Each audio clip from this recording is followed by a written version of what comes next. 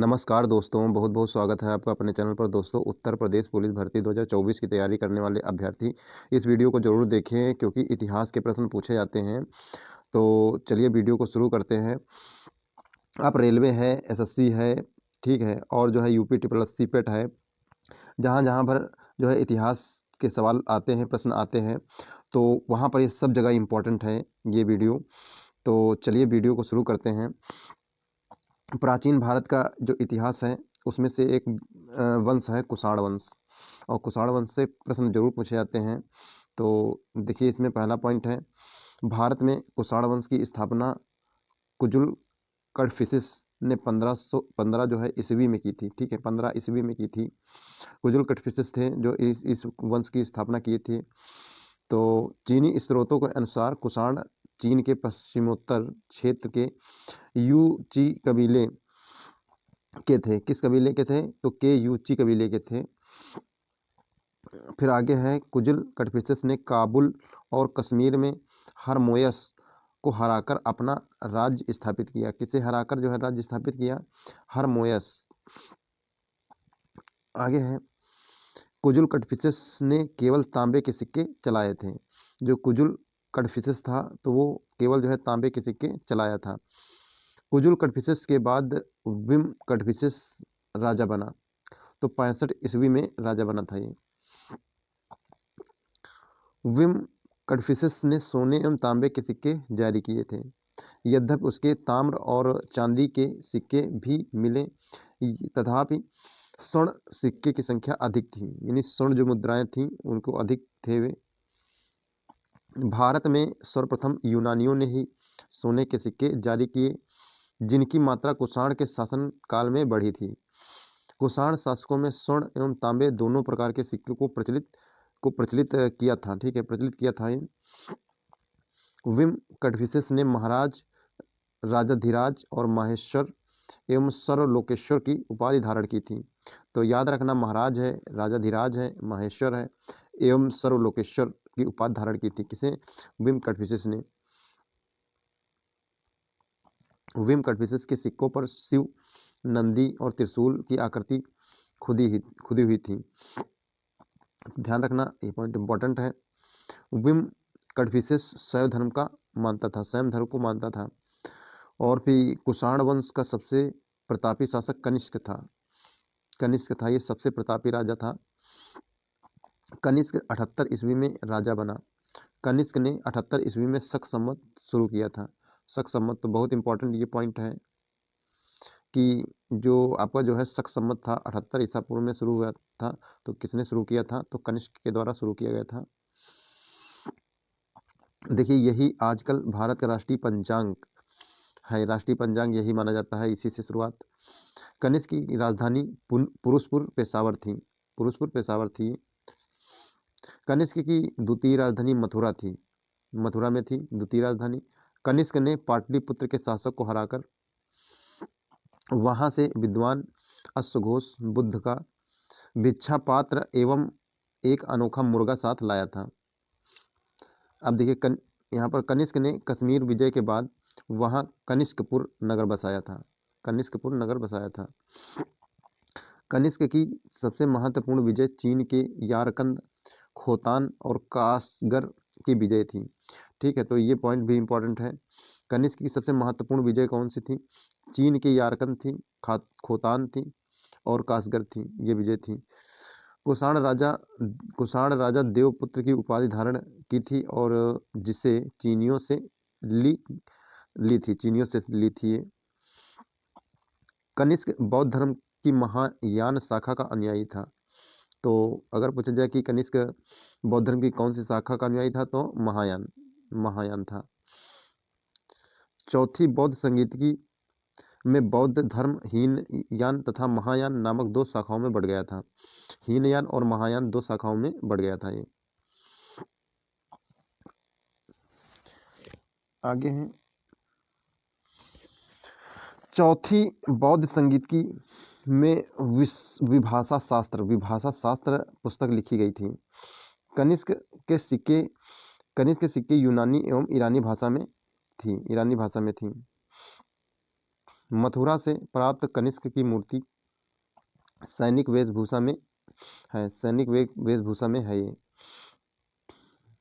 बुद्ध के अवशेषों पर कनिष्क ने पेशावर में एक स्तूप एवं मठ का निर्माण करवाया था। कनिष्क के दरबार में महान दार्शनिक अश्वघोष रहता था। बहुत इंपॉर्टेंट फैक्ट है ये वाला। कनिष्क के दरबार में महान दार्शनिक अश्वघोष रहता था। अश्वघोष कनिष्क के राजकवि थे। जो कनिष्क के राजकवि कौन थे? अश्वघोष थे। बहुत इंपॉर्टेंट पॉइंट है ये। अश्वघोष ने बुद्ध चरितम और सूत्रालंकार की रचना की थी।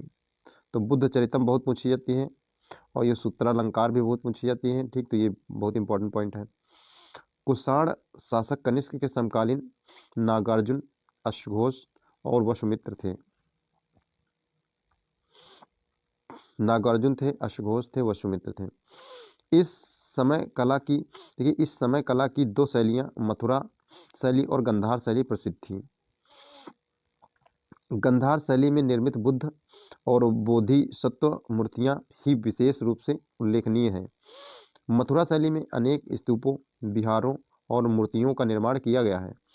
गंधार शैली को यूनानी, बौद्ध, इंडो ग्रीक, रोमन कला भी कहा जाता है। तो ध्यान रखना है पॉइंट। फिर है प्रसिद्ध दार्शनिक एवं वैज्ञानिक तथा शून्यवाद का प्रतिपादक नागार्जुन कनिष्क के दरबार में रहता था। तो शून्य के जो प्रतिपादक थे, वैज्ञानिक थे, ठीक है, तो ये नागार्जुन थे और ये कनिष्क के दरबार में ही रहते थे। नागार्जुन ने माध्यमिक सूत्र ग्रंथ की रचना की थी। तो ये भी पॉइंट बहुत इंपॉर्टेंट। नागार्जुन ने माध्यमिक सूत्र ग्रंथ की रचना की थी। अब देखिए आगे, विभाषा शास्त्र की रचना वसुमित्र ने की थी। विभाषा शास्त्र जो है की रचना वसुमित्र के द्वारा की गई थी। फिर आगे, कनिष्क का दरबारी चिकित्सक चरक था। बहुत इंपॉर्टेंट पॉइंट है। चरक जो है चिकित्सक था। कभी कभी यही पूछ लेता है कि चरक जो है क्या था, कौन था चरक? तो चरक एक चिकित्सक था। क्या था? चिकित्सक था। चरक ने जो है चरक संहिता लिखी थी। बौद्ध धर्म का विश्व कोश जो है विभाषा शास्त्र को कहा जाता है। इसका पुरोहित संगरक्ष था, यानी कनिष्क का जो पुरोहित था संगरक्ष था।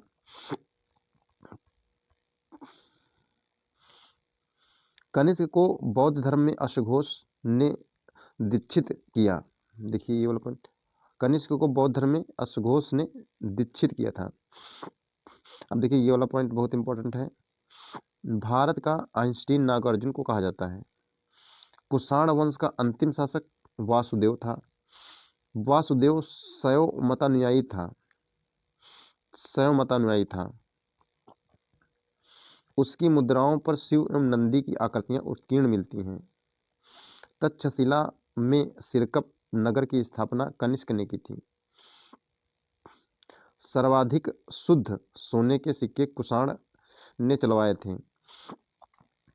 कुषाण शासकों को देवपुत्र कहा जाता था। कुषाणों में मृत शासकों की मूर्तियों को मंदिरों में रखा जाता था।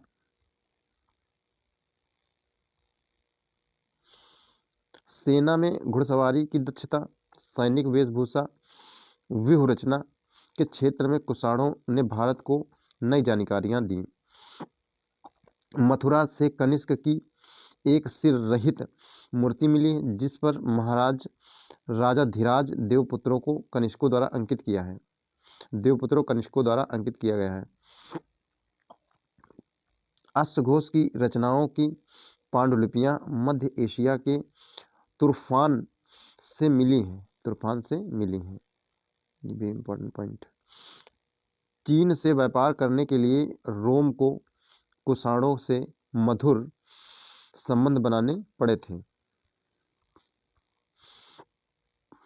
यह व्यापार मार्ग रेशम मार्ग या सिल्क मार्ग से संपन्न होता था। इससे कुषाणों को बहुत अधिक आय होती थी। सर्वाधिक बुद्ध की मूर्तियों का निर्माण गंधार कला के अंतर्गत हुआ है। पतंजलि ने मथुरा से साटक नामक वस्त्र पाए जाने का उल्लेख किया है। भारत में इथोपिया से हाथी दांत एवं सोना आता था। हाथी दांत एवं सोना आता था इथोपिया से। तक्षशिला विभिन्न दशाओं से आने वाले माल के संग्रह स्थल के रूप में प्रसिद्ध था। यानी तक्षशिला विभिन्न दशाओं से आने वाले माल के संग्रह स्थल के रूप में जो है प्रसिद्ध था। तो ये भी पॉइंट इंपॉर्टेंट है। तो इतना ही था। ये कुषाण वंश समाप्त होता है। कुषाण वंश समाप्त होता है और फिर मिलते हैं नेक्स्ट वीडियो में दूसरा वंश लेकर, और वीडियो को यहीं पर समाप्त करते हैं। मिलते हैं नेक्स्ट वीडियो में। Okay, thanks for watching.